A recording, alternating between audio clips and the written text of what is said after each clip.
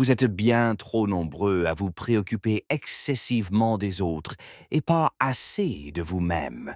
Vous savez comment on devient bon en affaires? On se préoccupe de ses propres affaires. Vous savez comment on devient bon dans son travail? On se préoccupe de ses propres affaires. Vous savez comment on se met en forme? On ne se préoccupe pas du nombre de répétitions que fait l'autre abruti à la salle de sport. On se préoccupe du nombre de répétitions que l'on fait. Si vous gérez une entreprise, croyez-vous que je reste assis dans l'arrière-boutique à discuter avec mes collaborateurs clés de ce que font tout le monde? Non, je m'en fiche. Je me fiche de ce que font les autres. Ce qui m'importe, c'est ce que nous faisons. Je me soucie de savoir si nous prenons les bonnes décisions. Je me soucie de savoir si nous apportons de la valeur. Je me soucie de savoir si nous fabriquons les meilleurs produits. Je m'en fiche de savoir si quelqu'un d'autre fait ça. Ce qui m'importe, c'est que nous le fassions. C'est comme ça qu'on devient un leader. C'est comme ça qu'on devient le leader du secteur parce que on ne suit personne d'autre. On innove en traçant sa propre voie.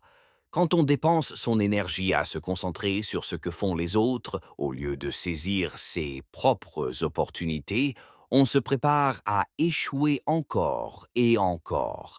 Et ça va à l'encontre de la société, non? La société, c'est que des ragots, c'est que des paroles, c'est que des gens qui font quoi, et on ne se soucie jamais de ce qu'on fait. Aller dans un bar, de quoi tout le monde parle, de ce que fait leur entreprise, de ce que fait leur patron, de ce que font leurs collègues, que fait leur tante, que fait leur mère, que fait leur père. Personne ne s'en soucie et ça n'a aucune importance. C'est pourquoi on ne voit pas les gens qui réussissent qu'à fréquenter des gens comme ça, parce qu'ils se soucient de leurs propres stunts. Ils se soucient de leurs propres actions. Ils se soucient de ce qu'ils réalisent et de la façon de s'améliorer. Dévouement, travail acharné. Dévouement, travail acharné. Dévouement, travail acharné. Je suis un homme seul, à moi tout seul. Le monde entier va se liguer contre moi. Je vais quand même m'en sortir. J'ai de mon côté. Et il faut arriver au point où personne d'autre ne souhaite votre succès plus que vous-même. Arrêtez d'essayer. Quoi que vous ayez à faire, exécutez-le, exécutez-le, exécutez. Lève-toi. Comporte-toi comme si tu jouais au basket. Comporte-toi comme si tu jouais au football. Sois compétitif. C'est ce qui me dérange. Beaucoup d'entre vous ne sont pas compétitifs. J'ai besoin d'efforts. Soyez compétitif. Comporte-toi comme si tu jouais au football. Foncez, faites qu'à ce que vous avez en classe. Sois compétitif. Beaucoup d'entre vous ont perdu leur esprit de compétition. Retrouvez-le. Je n'ai rien contre les autres conférenciers et motivateurs. Je suis juste compétitif. Quand on se consacre à quelque chose, on se fiche des probabilités. Quand le rêve est assez grand, les probabilités n'ont plus d'importance. Et quand on travaille, il y a un mur à franchir.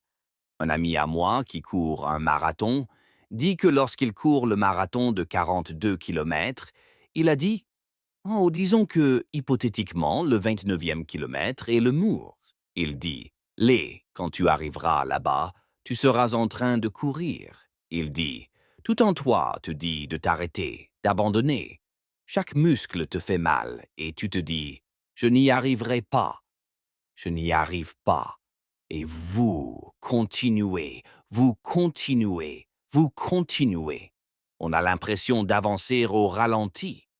Et puis, finalement, quand vous franchissez ce cap des 29 kilomètres, alors vous savez que c'est fait comme par magie.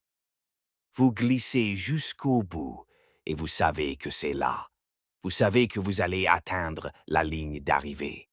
Et nous avons tous vécu des expériences où nous travaillions sur quelque chose et nous savions que c'était possible et nous avons fait ce qui était nécessaire pour le concrétiser. Nous avons pris la responsabilité de le faire réussir. D'autres ne le voyaient pas. Beaucoup de gens n'y croyaient pas. Vous avez été attaqué, vous avez été critiqué. On s'est opposé à vous. Mais vous avez continué à le faire. C'était dur, c'était éprouvant, c'était difficile. Mais pour vous, ça en valait la peine. Et finalement, tu as atteint un niveau où, tu sais, plus rien ne peut m'arrêter maintenant. Je suis en mouvement. Je suis en mouvement. Voici la vérité. Voici la réalité. Personne ne croira en toi tant que tu n'auras pas réussi. Personne ne viendra célébrer avec toi tant que tu n'auras pas réussi. Le travail précédera la croyance, ce qui signifie que tu devras travailler longtemps seul, sans applaudissements, sans récompense, sans personne ne te félicite. Parce que si tu veux vraiment qu'on croie en toi, alors vas-y et construis quelque chose de grand. Je me suis battu moi-même. Il ne s'agit pas de personne d'autre. Je me fiche de personne d'autre. Je me suis battu moi-même. Si je peux continuer à me battre, alors cela signifie que je suis en bataille et avec la seule personne que je veux vraiment battre. Et c'est moi. Si je parviens à me surpasser chaque jour, alors je suis en avance. Mon principal adversaire, c'est moi-même. C'est toujours toi contre toi-même. Il faut être celui qui se lève chaque matin, être discipliné et travailler dur et régulièrement, car c'est ainsi que l'on réussit. Aucun coach, aucun entraîneur, aucun mentor, aucun patron ne peut le faire à ma place. C'est toi contre toi-même. Je suis obsédé par l'amélioration.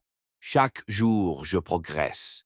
Il y a parmi vous ceux qui ont des téléphones et qui achètent tous les nouveaux modèles qui sortent. Chaque mise à jour, vous l'achetez.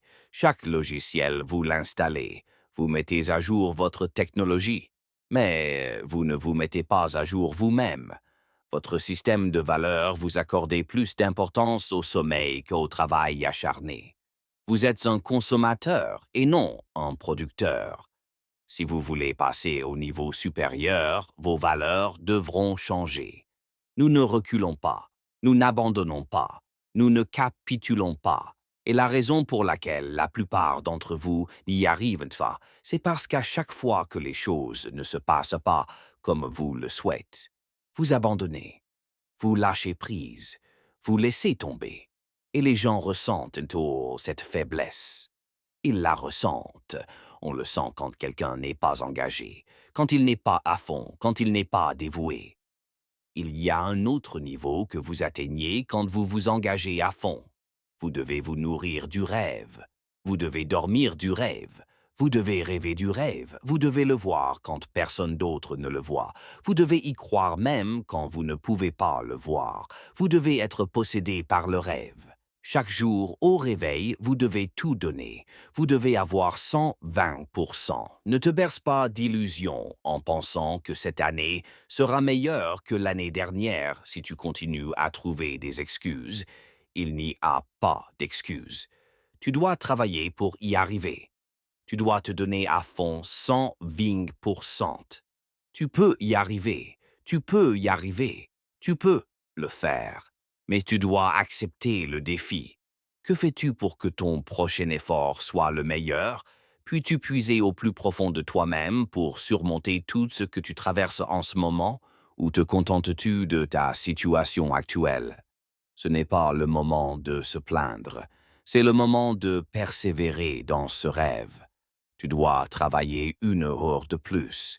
Tu dois courir un peu plus vite. Tu dois soulever 2 kilos de plus. Voilà l'effort qu'il te faut pour exceller. Voilà le sacrifice que vous devez faire pour atteindre le niveau supérieur, celui qui vous permettra d'être et de laisser une trace. Il y a 2 façons de réussir. Et je ne crois pas à la première. C'est juste une question de talent inné. Et je ne crois pas que les personnes naturellement talentueuses soient meilleures que moi. Je crois à l'effort. Et vous m'avez entendu le dire. Votre mère est peut-être privilégiée.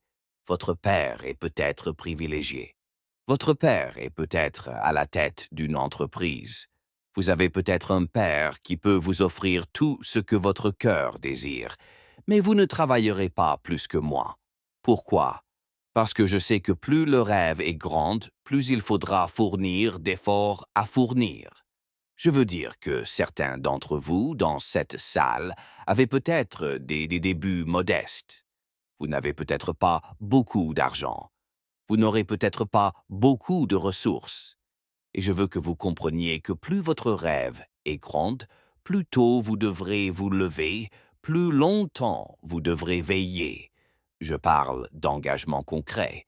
Je parle de l'engagement qui dit « Je resterai fidèle à ce que j'ai dit », même longtemps après que l'enthousiasme initial se soit dissipé. Car je pense que nous le savons tous ici. Le caractère n'est pas inné. Le caractère, c'est quelque chose qu'il faut cultiver chaque jour. Il faut se battre et le construire. Il faut commencer par avoir la fin en tête. Alors, quel que soit votre rêve ou votre objectif, il faut se réveiller chaque jour avec cet objectif en tête. Il faut s'endormir avec cet objectif. Il faut lire. La musique que vous écoutez, tout ce que vous faites doit nourrir ce rêve. Je comprends que c'est dans ce processus que l'on progresse. C'est dans ce processus que personne ne vous connaît et que 5 ans plus tard, vous devenez l'un des meilleurs au monde. Pourquoi ce processus? Je ne me lève pas à 3 heures du matin parce que je suis fauché. Alors pourquoi te lèves-tu à 3 sur à 10 heures du matin? Parce que je n'ai pas encore fini.